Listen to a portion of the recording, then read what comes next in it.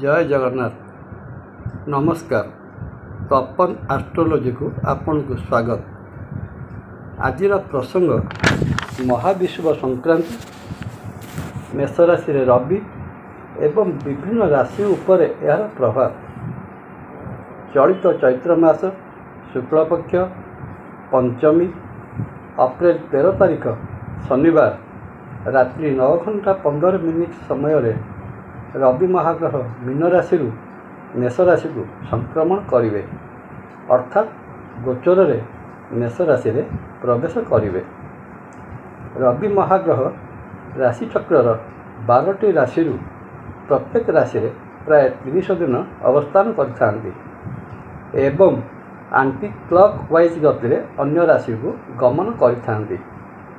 सूर्यंकर यही गति को संक्रमण बा संक्रांति कहा जाए।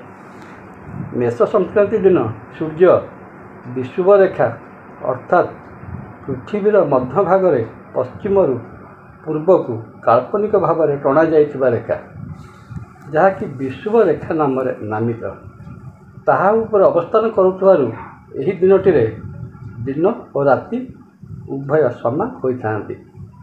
महाविषुव संक्रांति दिनटी को आम देश में बड़ शुभ और पवित्र दिन भाव में गणना करा जाए।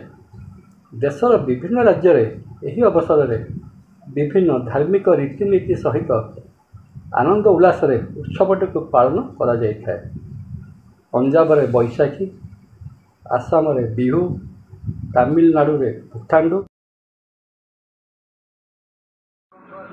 अवशिष्टांश आगामी अध्याय रे।